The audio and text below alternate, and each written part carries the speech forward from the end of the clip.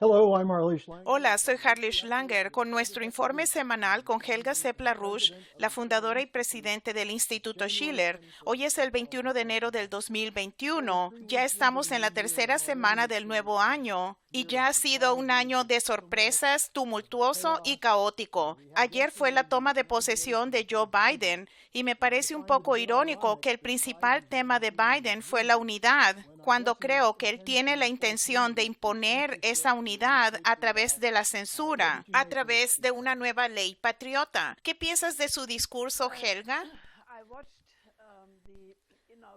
Yo miré la toma de posesión y su discurso, naturalmente. Primero que nada, no me impresionó su gusto artístico. A mí me pareció que Lady Gaga fue muy horrible. Si se compara la manera hermosa en que cantó Marian Anderson el himno nacional en la toma de posesión, creo que de John F. Kennedy y Lady Gaga, entonces se da uno una idea de lo que está mal con la cultura. Ahora, digamos que le daríamos a Biden el crédito de que quiere decir lo que dijo, de que quiere que haya una unidad. Bueno, entonces tengo un buen consejo para él. Es católico, así que él debería leer la encíclica del Papa Paulo VI que escribió en 1967, que se llamaba Populorum Progressio, o sobre el desarrollo de los pueblos, en la que él dijo que el nuevo nombre de la paz es el desarrollo, y de la misma manera se puede decir que el nuevo nombre de la unidad es el desarrollo. La única forma en que uno puede esperar tener unidad en Estados Unidos sería a través de poner en la agenda un programa económico que daría empleos productivos a todos los estadounidenses, lo que desharía las injusticias económicas, que son, después de todo, la razón por la que Trump fue elegido en el 2016 y por qué todos los votantes de Trump siguen apoyando a Trump. Así que si quiere que haya unidad, debería ser del desarrollo el nuevo nombre de la unidad. E internacionalmente sería lo mismo. Ahora, no lo sé si lo dice en serio. Tiene que deshacerse de las políticas de identidad. Porque siempre que se divide a las personas por su convicción o su distinción étnica, sexual o de otro tipo, esto es polarizador. Esto es exactamente lo contrario de lo que dijo Martin Luther King, que todo tiene que ser inclusivo. Ahora veamos qué hace Biden. Si la realidad se mostrará muy rápidamente por sus hechos y no por las palabras. Ahora, se podría decir mucho más, pero es un nuevo presidente, así que hay que ver qué pasa. Si nos fijamos en el equipo que ha seleccionado, bueno, muchos de ellos pertenecen al antiguo gobierno de Obama. Muchos ya han mostrado públicamente que están de acuerdo con Pompeo, por ejemplo, en la postura en contra de China, en contra de Rusia. Tony Blinken dijo que está de acuerdo con Pompeo sobre China, por lo que esto no presagia nada bueno. Y no se puede olvidar que la sombra que se cierne sobre el gobierno de Biden es exactamente lo que se hizo en los 5 años desde la candidatura de Trump en el 2016. Los 4 años de la presidencia de Trump, cuando tuvimos el Russiagate, tuvimos el informe de Mueller, tuvimos 2 juicios políticos, tuvimos la colusión de los jefes de inteligencia con la inteligencia británica en contra de Trump durante todo este periodo. Así que esa es la herencia. Y ahora, básicamente, si todos los que votaron por Trump son potencialmente un terrorista, bueno, si alguien es un hombre blanco y votó por Trump, si es etiquetado como un terrorista nacional, eso hace como mínimo algo así como 40 millones de terroristas estadounidenses. No creo que eso funcione para la unidad. Así que creo que muchas cosas deben pueden cambiarse. Y como dije, la única manera de cómo Biden podría posiblemente unificar a Estados Unidos sería rompiendo totalmente con la política que él promovió durante su campaña electoral. El nuevo trato verde, porque el nuevo trato verde significa que la tarea de tener empleos productivos para cada estadounidense es absolutamente imposible. Así que si él no cambia la política, lo cual no es probable, obviamente no creo que ninguna de las palabras que dijo va a significar mucho. Así que veremos. Mi consejo para Biden sería adoptar la encíclica Populorum Progressio. El nuevo nombre para la unidad es el desarrollo.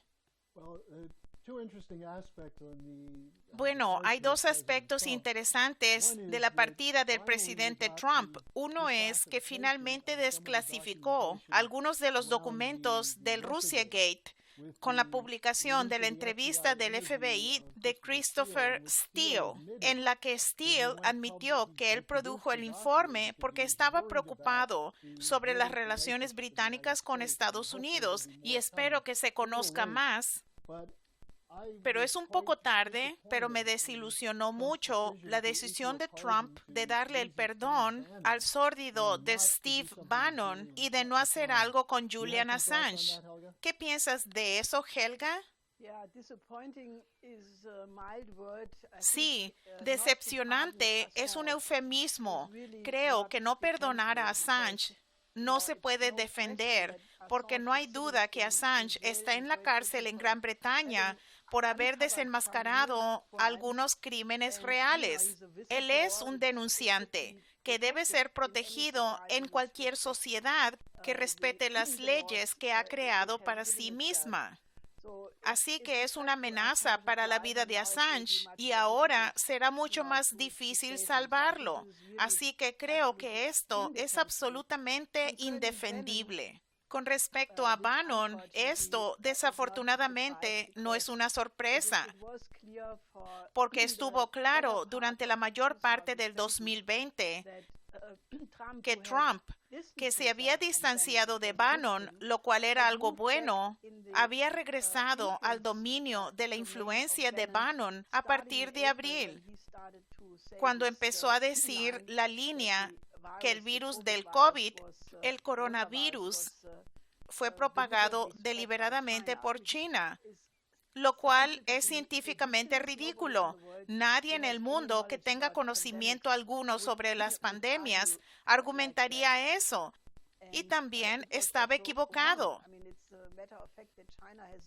Es un hecho que China ha hecho un trabajo enorme para contener el virus y luego ayudar inmediatamente a muchos otros países, primero con máscaras, luego con suministros médicos y ahora con la vacuna.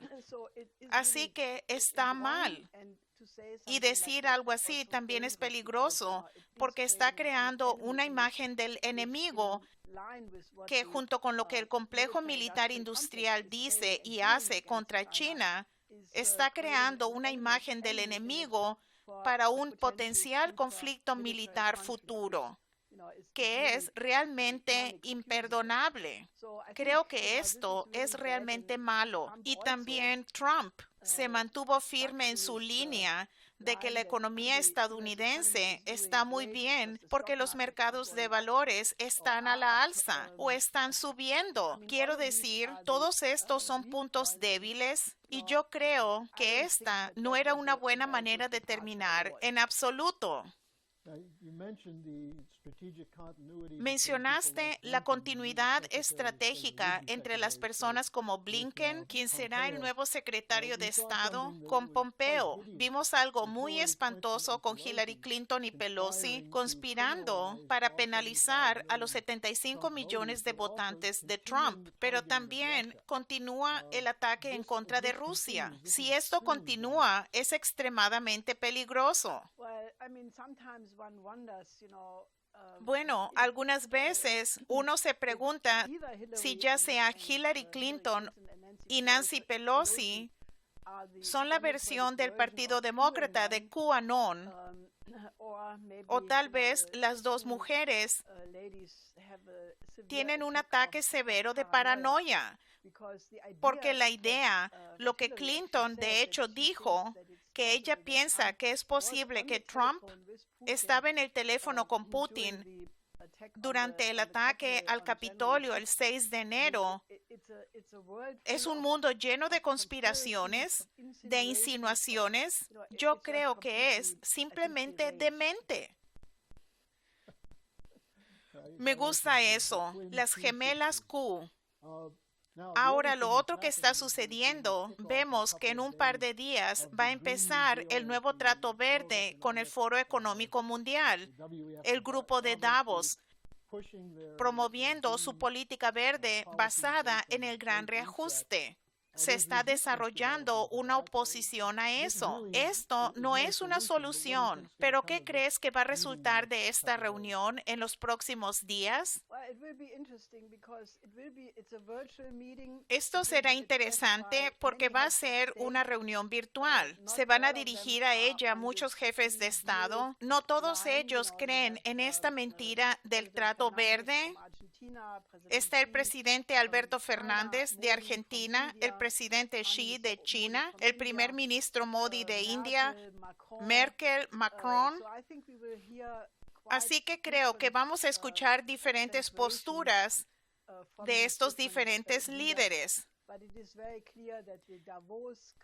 Pero es muy claro que el grupo de Davos, estos son los 2,000 o 3,000 ejecutivos de las grandes instituciones financieras y de las corporaciones multinacionales que están promoviendo por el nuevo Trato Verde, el gran reajuste, la idea de implementar un capitalismo de los banqueros. Como ellos dicen, habrá un tremendo impulso para lavarle el cerebro a todo el mundo para que acepte la idea del ecologismo. Todas las inversiones deben dirigirse hacia las tecnologías verdes, pero la realidad es que ahora se escuchan las primeras voces que se dan cuenta o que están diciendo que esto será una catástrofe. Por ejemplo, de un lugar donde no necesariamente se esperaría, es decir, un economista del Deutsche Bank, Eric Heinemann, él publicó un artículo muy interesante diciendo que la política de la Unión Europea, que naturalmente apoya el Trato Verde, es muy deshonesta,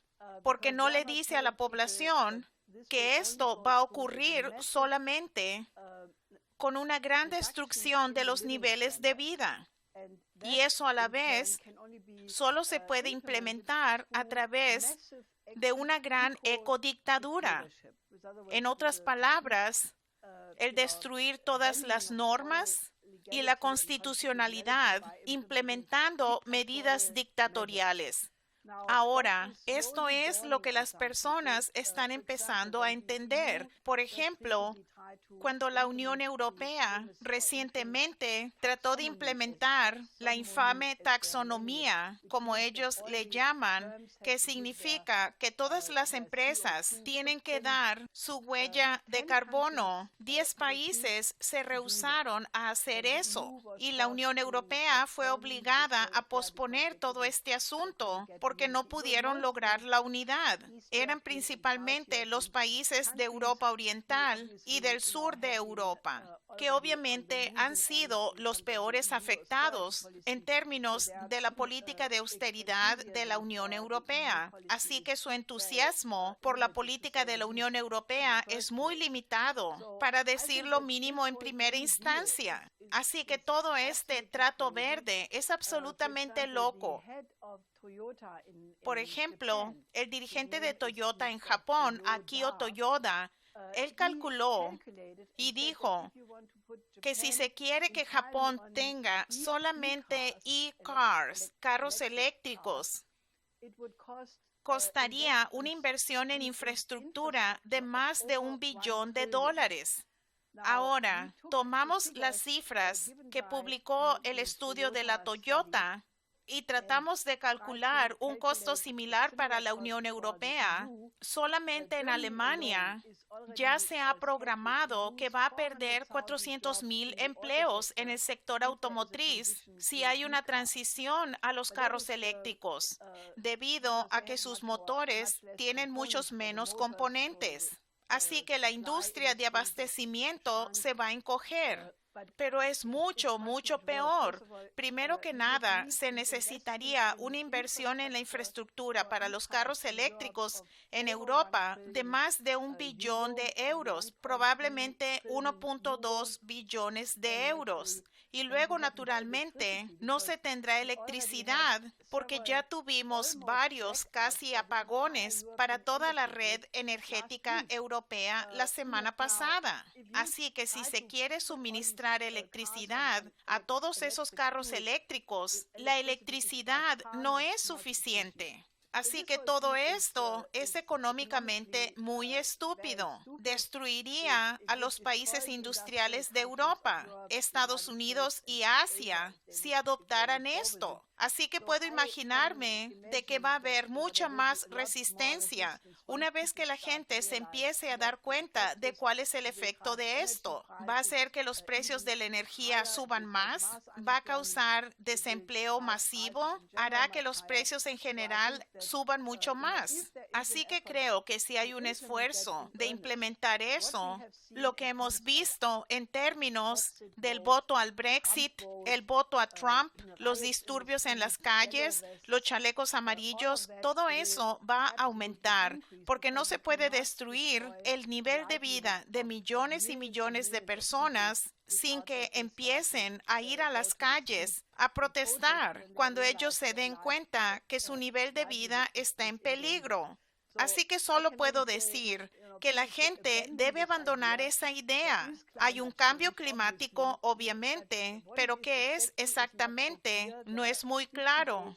Hay un gran debate en la comunidad científica. Hay muchos estudios que atribuyen el cambio climático a fenómenos muy diferentes, tales como a los ciclos galácticos.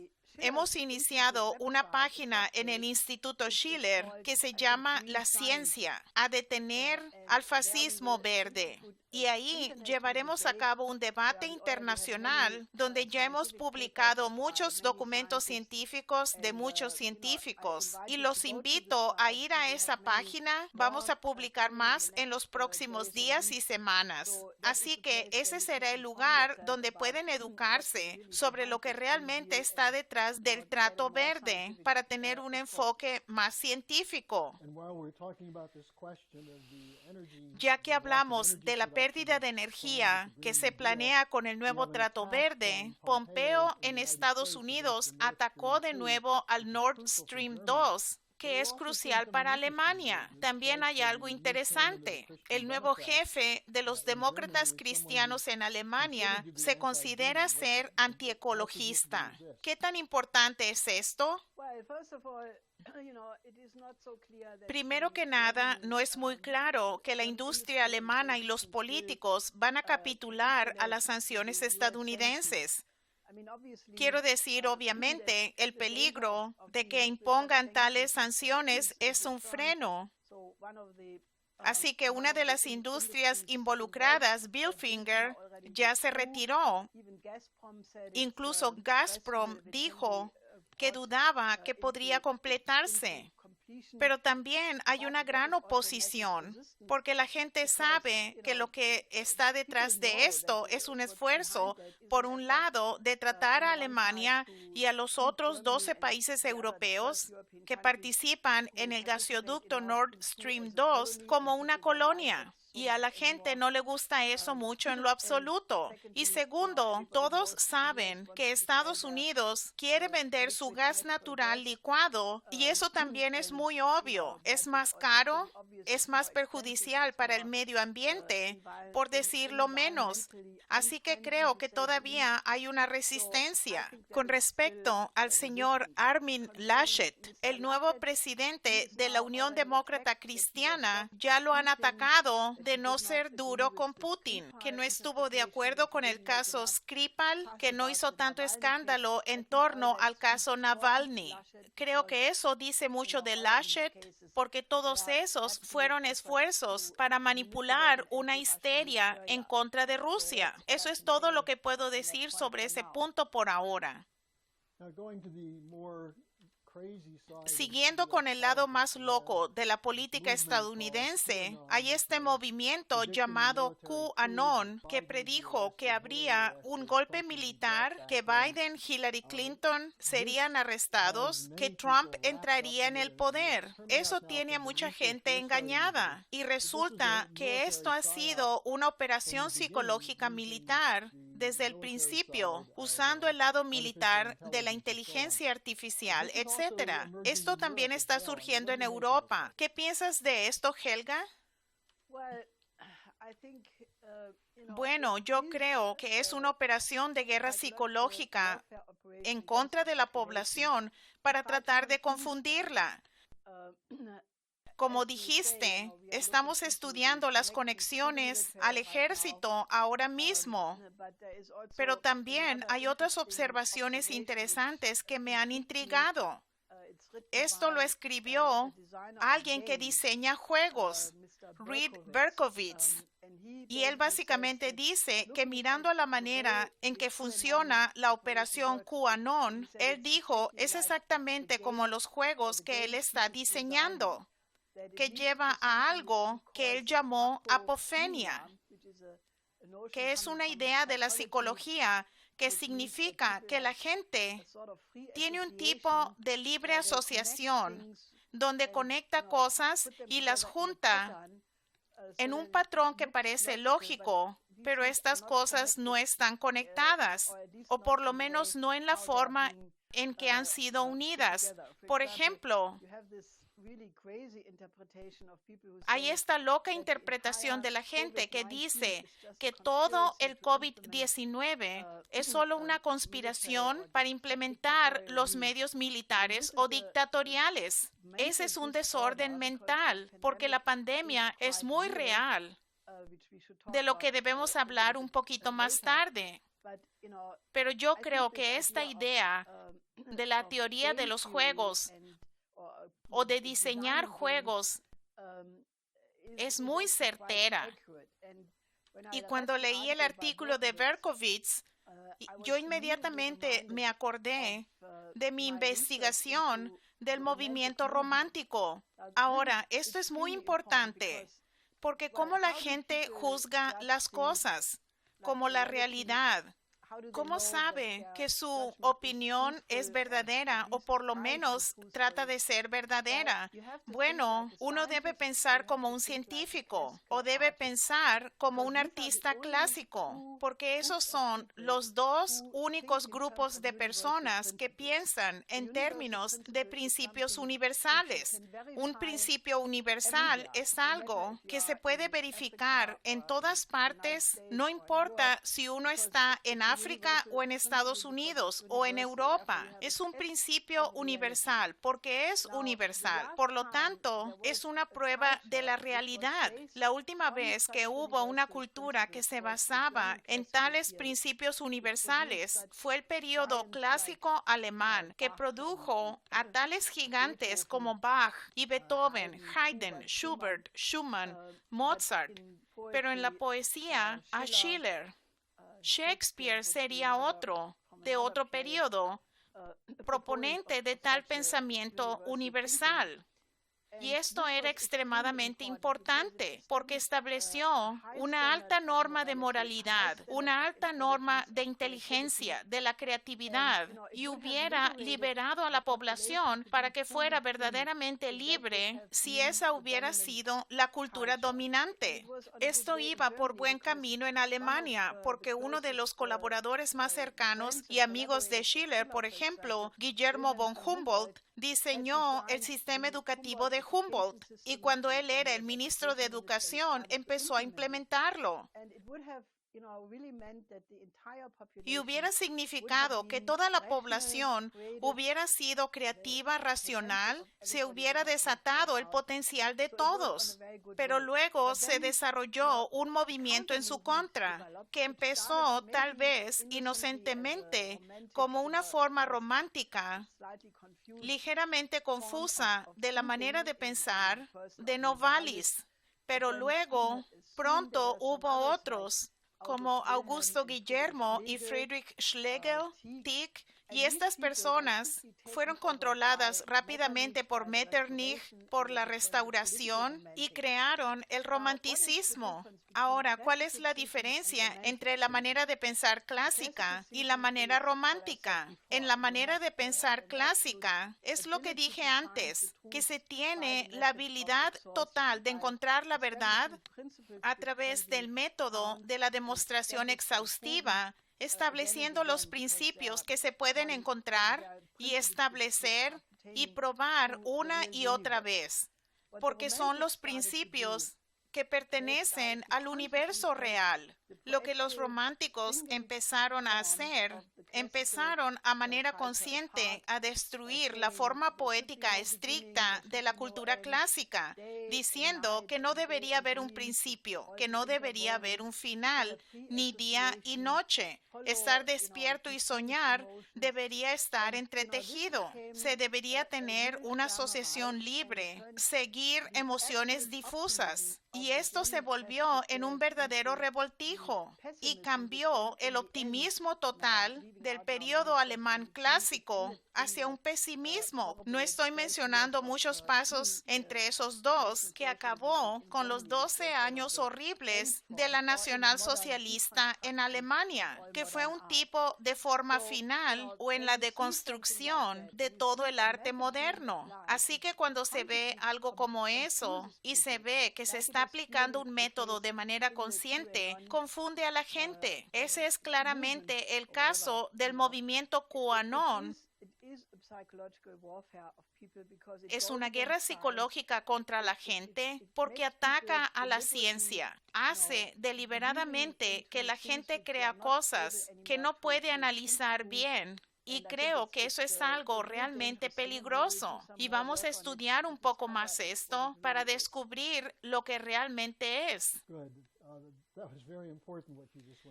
Bien, creo que es muy importante lo que acabas de mencionar. Solo tenemos un par de minutos y voy a ir a una pregunta a la que te referiste antes, que es la importancia de abordar las nuevas variantes del coronavirus. Esto está fuera de control en Alemania, en el Reino Unido. La situación parece empeorar. Las vacunas no están listas. ¿A dónde se dirige esto?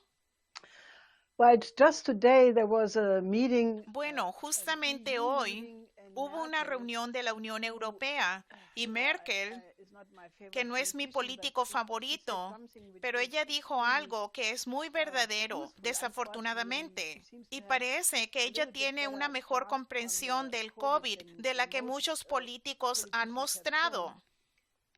Y ella está advirtiendo de algo de lo que muchos expertos médicos han mostrado una gran preocupación en los últimos días, es decir, estas nuevas variantes que han surgido en Gran Bretaña, en Sudáfrica y Brasil. Cada una de ellas es diferente. Son variaciones rápidas y hay un peligro de que pronto estas mutaciones sean resistentes a la vacuna. Ahora, si eso sucediera, estaríamos viendo una catástrofe completamente diferente, porque hasta ahora, por ejemplo, en Estados Unidos, el gobierno anterior había apostado a desarrollar rápidamente una vacuna. Si eso pierde su eficacia, entonces tendríamos grandes problemas. Yo creo que la única manera de responder a eso es, debemos tener un sistema de salud mundial. Eso es lo que hemos estado diciendo desde el principio de esta pandemia, que a menos que se tenga un sistema moderno de salud en cada país, en Haití, en Mali, en Ecuador, en India, simplemente en cada país, No va a haber una protección para tu país. La idea de que Estados Unidos o Alemania o los llamados países avanzados puedan ser protegidos cuando la pandemia está desatada en los países en desarrollo es simplemente una ilusión. Y dado que los expertos médicos ya han advertido que hay nuevos virus que están esperando para propagar nuevas variantes del MERS y el SARS, esta cuestión de realmente cambiar la actitud hacia todo el sector en desarrollo se está volviendo en la cuestión de si toda la raza humana tiene la aptitud moral para sobrevivir.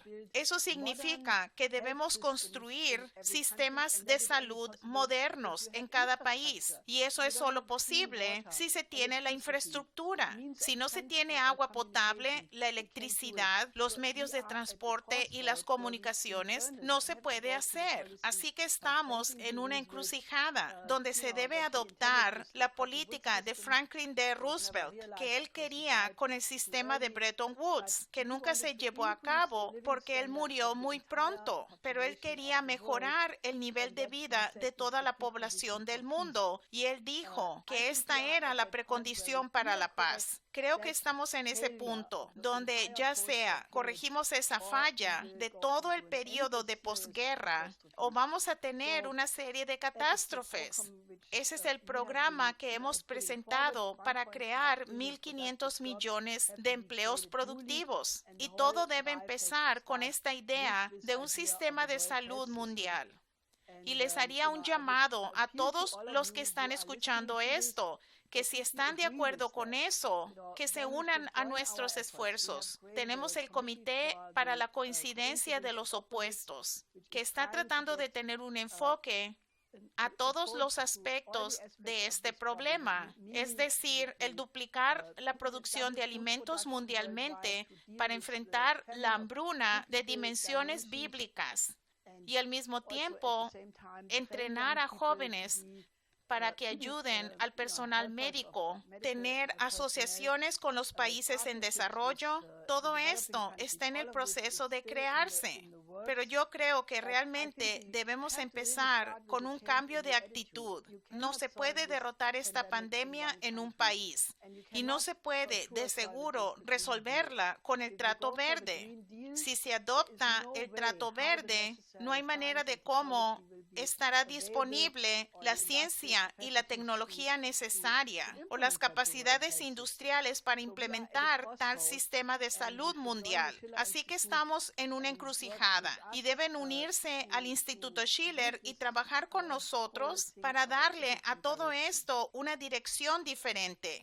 Para saber más sobre este tema del coronavirus y también de todo lo que estamos hablando hoy, pueden obtener esto en la página de laroucheorganization.com, al igual que en el Instituto Schiller. Gracias por acompañarnos hoy y te veré la próxima semana. Hasta la próxima semana.